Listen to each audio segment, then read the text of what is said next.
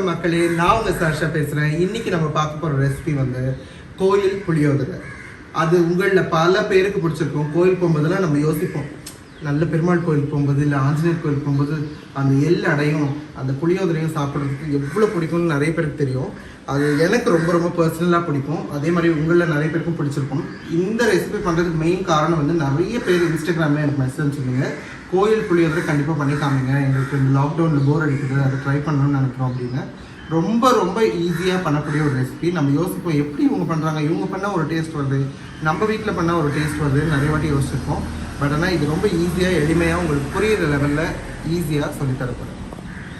கோயில் புளியோதரை செய்ய தேவையான பொருட்கள்: 1 டேபிள் ஸ்பூன் மிளகு, 1/2 டேபிள் ஸ்பூன் மஞ்சள், ஒரு சின்ன துண்டு வெல்லம், ஒரு 3 டேபிள் ஸ்பூன் வறுத்த வேர்க்கடலை, ஒரு டேபிள் ஸ்பூன் உளுந்து, 1 டேபிள் ஸ்பூன் கல்லுப்பு, 1/4 டீஸ்பூன் கடுகு, இன்னொரு 1/4 டீஸ்பூன் கடுகு. இது எதுக்குன்னா ஒன்று வந்து பொடியாக்கிறதுக்கு வறுத்து, இன்னொன்று வந்து நம்ம தாளிக்கிறதுக்கு யூஸ் பண்ண போகிறோம். 1 டீஸ்பூன் வெந்தயம், அதே மாதிரி இன்னொரு 1 டீஸ்பூன் வெந்தயம் எடுத்துருக்குங்க. அதே கடுகு எப்படி சொன்னோம் அதே மாதிரி தான். இதுவும் வந்து ஒன்று வறுத்து பொடி பண்ணுறதுக்கு, ஒன்று தாளிக்கிறதுக்கு. எள் வந்து 2 டேபிள் ஸ்பூன் எடுத்திருக்கேன். கடலைப்பருப்பு 2 டேபிள் ஸ்பூன் எடுத்திருக்கேன். பெருங்காயம் தேவையான அளவு, தனியா 2 டேபிள் ஸ்பூன், நல்லெண்ணெய் தேவையான அளவு. கிட்டத்தட்ட நான் வந்து 150 கிராம் யூஸ் பண்ண போகிறேங்க. அது தேவைப்பட்ட இன்னும் கூட எக்ஸ்ட்ரா ஆட் பண்ணிக்கலாம். ஒரு கொத்து கருவேப்பிலை, ஒரு 10 காஞ்ச மிளகாய் தனியாக எடுத்திருக்கேன். இன்னொரு 15 காஞ்ச மிளகாய் தனியாக எடுத்துருக்கேன். ஒன்று வந்து பொடியில் போடுறதுக்கு, இன்னொன்று வந்து தாளிக்கிறதுக்கு. ஃபஸ்ட்டு நம்ம வந்து அந்த புளியோதரைக்கு தேவையான பொடி எப்படி அரைக்கிறது அப்படின்றது உங்களுக்கு கிளியராக சொல்லித்தரேன். பொறுமையாக பார்த்து கற்றுக்கோங்க. ஒரு ஃப்ரைங் பேன் எடுத்திருக்கேன். ஒரு ஃப்ரைங் பேன் எடுத்துகிட்டு ஃபஸ்ட்டு என்ன பண்ண போகிறேன்னா, ஒரு 2 டேபிள் ஸ்பூன் வெள்ளை எள்ளு எடுத்திருக்கேன். உங்கள்கிட்ட கருப்பு எள்ளு இருந்தாலும் எடுத்துக்கலாம், பிரச்சனையே கிடையாது. என்கிட்ட இப்போ லாக்டவுனில் இல்லை, வீட்டில் இருந்தது வெள்ளை எள்ளு, அதனால் நான் 2 டேபிள் ஸ்பூன் எடுத்துக்கிறேன். நல்லா ட்ரை ரோஸ்ட் பண்ணிக்கோங்க. நம்ம பொடி அரைக்கிறதுக்கு தேவையான எல்லாத்தையும் சிம்மில் வச்சு ஸ்லோவாக அந்த பச்சை வாசனை போகிற அளவுக்கு பொறுமையாக வதக்கி விடுங்க. அப்போ தான் கொஞ்சம் அந்த ஃப்ளேவர் நல்லாயிருக்கும், அந்த பொடியோட டேஸ்ட்டும் வேறு லெவலில் வரும். ஸோ அதுதான் நம்ம பண்ண போகிறோம். ஃபஸ்ட்டு எள்ளை நல்லா பொறுமையாக வதக்குவோம்.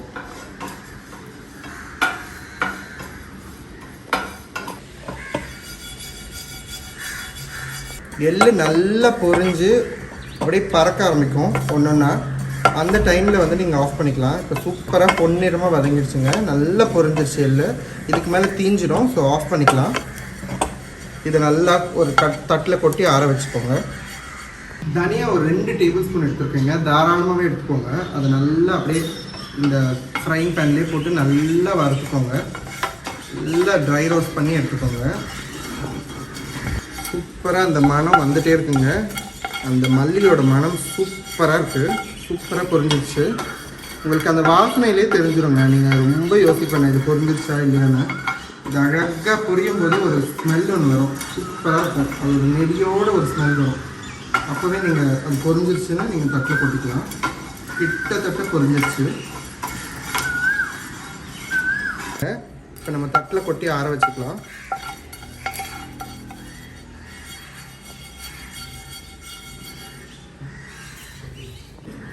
தலை தட்டி 1 டேபிள் ஸ்பூன் மிளகு எடுத்திருக்கேன், அதையும் நல்லா பொரிச்சிக்கலாம்.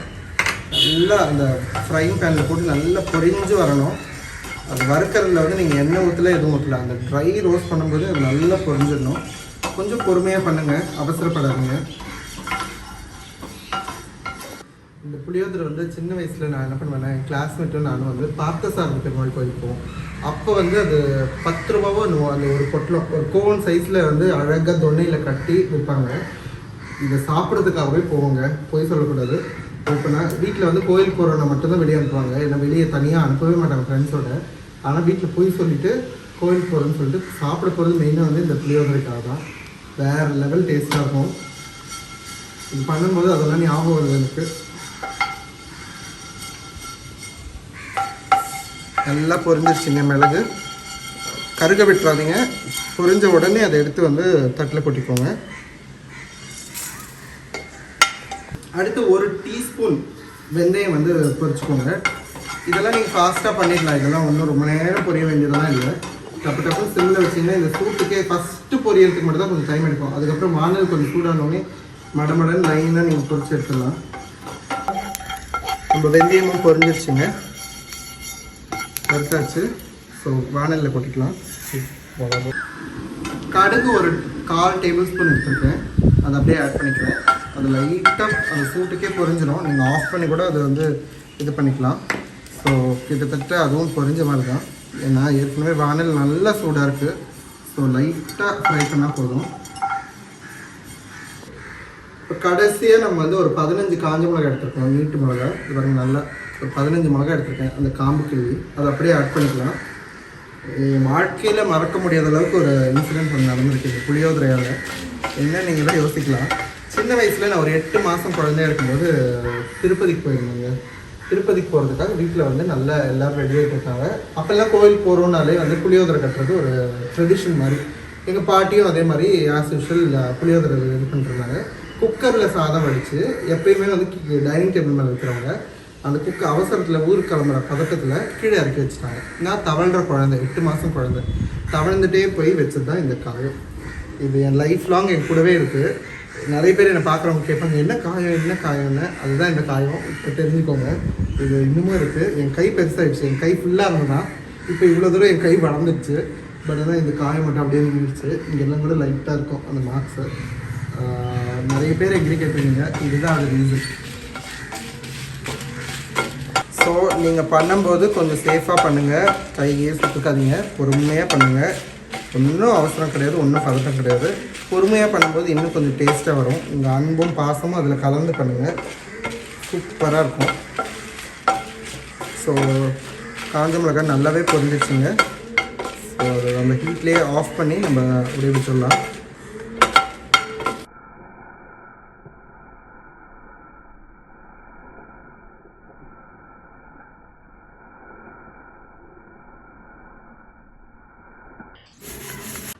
இப்போ நல்லாவே நம்ம எல்லாமே ட்ரை ரோஸ்ட் பண்ணி வச்சுங்க. இது கொஞ்சம் ஆற விட்டுட்டு மிக்ஸி ஜாரில் நல்லா பொடியாக அரைச்சிக்கோங்க.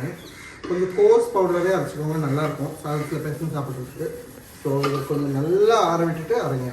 நம்ம சூப்பராக வறுத்து அரைச்ச அந்த பொடி வந்து நல்லா சூப்பராக ரெடியாக இருக்குங்க. பார்க்கவே சூப்பராக இருக்குது. அது ஸ்மெல் பண்ணியும் பார்த்தேன், செம்ம சூப்பராக இருக்குது. ஃப்ளேவர்ஸ் சான்ஸே இல்லாமல் இருக்குது. நம்ம பொடி பண்ணியாச்சுங்க. அந்த புளியோதரைக்கு தேவையான பொடியை ரெடி பண்ணிட்டோம். இப்போ ஒரு பாத்திரம் வச்சுருக்கேன் ஸ்டவ்வில். ப்ளஸ் நான் இன்க்ரீடியன்ட் சொல்லும்போது ஒரு முக்கியமான விஷயத்தை உங்களுக்கு மிஸ் பண்ணிட்டேன். என்னென்னு பார்க்குறீங்களா, புளிச்சாறு வந்து நான் திக்காக இவ்வளோ பெரிய பந்து புளி எடுத்து நல்லா திக்காக பேஸ்ட் ஆக்கி வச்சுருக்கேன். அதை நல்லா தண்ணியில் கரைச்சி திக்கான ஒரு ஜூஸ் மாதிரி ரெடி பண்ணி வச்சுருக்கேன். இதுதான் நம்ம வந்து புளி தொக்கு பண்ணுறதுக்கு தேவையான முக்கியமான விஷயம். ஸோ ஃபஸ்ட்டு கடாய் வச்சாச்சு. கடாய் வச்சப்புறம் நம்ம நல்லெண்ணெய் ஆட் பண்ண போகிறோம்.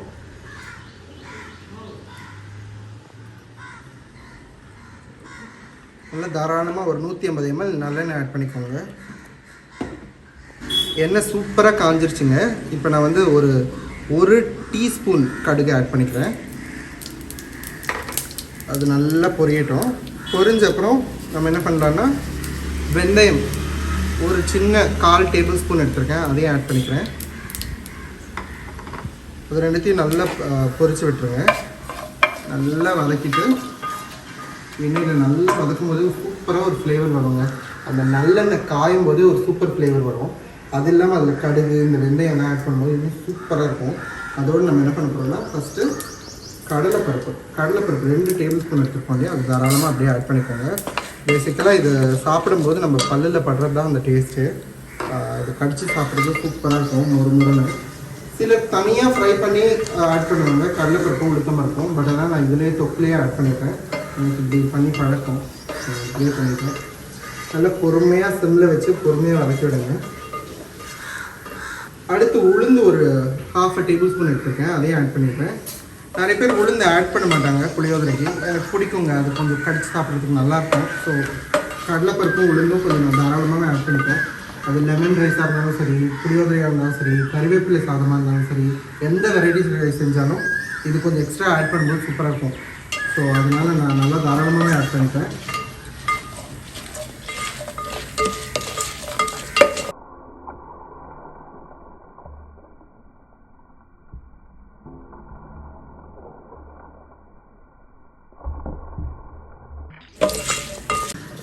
அடுத்து நம்ம வேர்க்கடலை ஒரு 3 டேபிள் ஸ்பூன் எடுத்துருக்கோம். நான் வறுத்த வேர்க்கடலை தான் யூஸ் பண்ணுறேன். தோல் நீக்கிட்டு அதை அப்படியே ஆட் பண்ணுறேன். அதையும் சேர்த்து வறுத்துக்கோங்க, நல்லா இருக்குங்க. வேர்க்கடலை, கடலைப்பருப்பு, உளுந்தெல்லாம் தாராளமாக ஆட் பண்ணிக்கோங்க, சூப்பராக இருக்கும். இதை நீங்கள் பண்ணி கூட ஃப்ரிட்ஜில் கூட வச்சுக்கலாம். கிட்டத்தட்ட 3 மாதத்துலேருந்து 6 மாதம் வரை தாங்கும் இந்த புளித்தொக்கு. வேர்க்கடலை இப்போ ஒன்று போல் நல்லா பொரிஞ்சு வந்துருச்சு, நல்லா வெந்துருச்சு. இப்போ வந்து மஞ்சத்தூள் அப்படியே எண்ணெயிலே ஆட் பண்ணிக்கிறேன். ஒரு 1/4 டேபிள் ஸ்பூன் மஞ்சத்தூள் நல்லா ஆட் பண்ணிக்கோங்க. அது நல்ல கலர் கொடுக்கும். வேறு எதுவுமே நம்ம கலருக்கு ஆட் பண்ணல. சூப்பராக இருக்கு பாருங்கள். இப்போவே இந்த டைமில் நம்ம என்ன பண்ணலான்னா, காஞ்ச மிளகா ஒரு 10 காஞ்ச மிளகா எடுத்துருக்கேன். இந்த காஞ்ச மிளகா அப்படியே 2 கிள்ளி போடலாம், இல்லை முழுசாக போடுறதாலும் போடலாம். நான் அப்படியே ஆட் பண்ணிடுறேன்.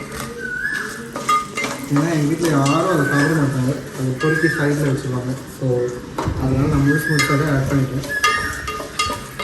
நல்லா எண்ணெயில் பொரிச்சுக்கோங்க.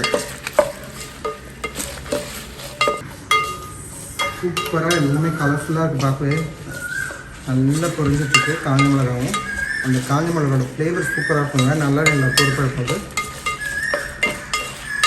இப்போ இந்த டைமில் நீங்கள் என்ன பண்ணலான்னா, நல்லா ஒரு கொத்து கருவேப்பிலையை நல்லா வாஷ் பண்ணி க்ளீன் பண்ணி ட்ரை பண்ணிவிட்டு அப்படியே இதில் ஆட் பண்ணிடலாம். நல்லா தாராளமாக ஆட் பண்ணுங்கள். அந்த கருவேப்பிலையோட ஃப்ளேவர் சூப்பராக இருக்கும். சிம்மில் வச்சு பண்ணுங்கள், மேலே படும். இது பாத்திரம் இப்போ வந்து நம்ம எல்லாம் போட்டு தாளிச்சாச்சு. இப்போ வந்து பெருங்காயத்தூள் நல்லா 1 டேபிள் ஸ்பூன் கிட்ட கொஞ்சம் தாராளமாக போடுங்க. ஜீரணத்துக்கும் நல்லது, ப்ளஸ் நல்ல மனம் கொடுக்கும்.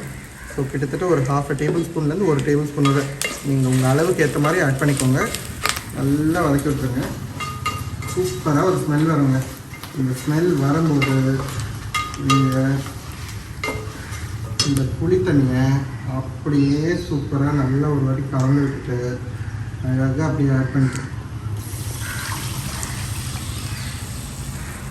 பண்ணிவிட்டு நல்லா கொதிக்க விட்டுருங்க. நல்லா கொதித்து திக்காகணும்.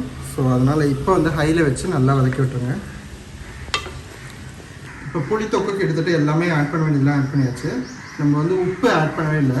ஸோ நான் வந்து கிட்டத்தட்ட 1.5 டேபிள் ஸ்பூன் உப்பு எடுத்துருக்கேன்.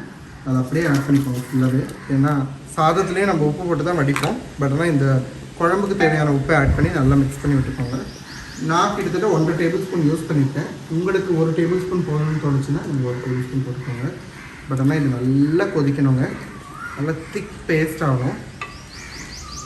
நல்லா கலந்து விட்டுட்டு கொஞ்சம் நேரம் கொதிக்க விட்டுருங்க.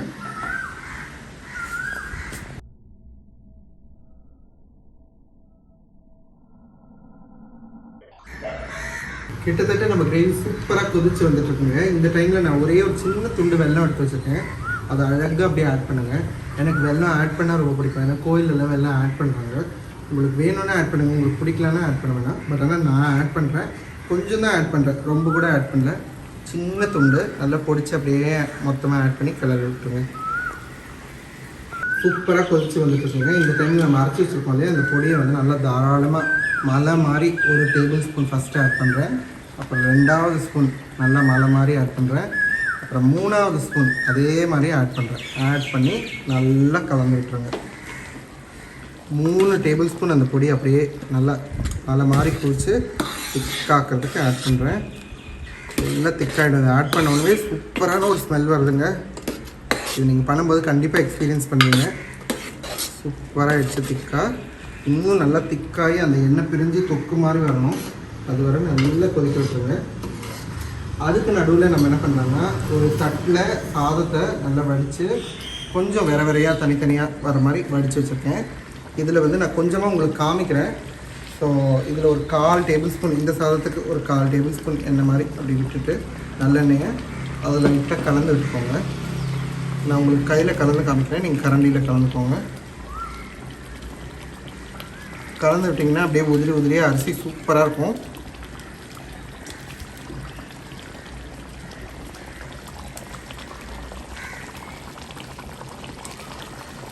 சூப்பராக நம்ம குழம்பு ரெடி ஆகிடுச்சுங்க. நம்ம புளியோதரை தொக்கு ரெடி ஆகிடுச்சு, கோவில் புளியோதரை தொக்கு. அதில் நான் வந்து ஃப்ரெஷ்ஷாக ஒரு கொத்து கருவேப்பிலை மேலே ஆட் பண்ணுறேன். இதோட ஸ்மெல் வந்து சூப்பராக இருக்கும். ஸோ அப்படியே ஃப்ரெஷ்ஷாக அப்படியே ஆட் பண்ணிவிட்டு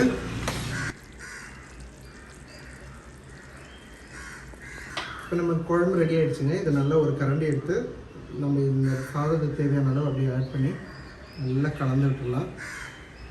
கலந்துட்டு இதுக்கு மேலே நல்லா கலந்த அப்புறம் இந்த பொடியும் கொஞ்சமாக மேலே தூவி விட்டுட்டு கலந்தோன்னா நம்ம புளியோதரை ரெடி ஆகிடுங்க. நான் உங்களுக்கு பிளேட்டிங் பண்ணிவிட்டு உங்களுக்கு அழகாக காமிக்கிறேன்.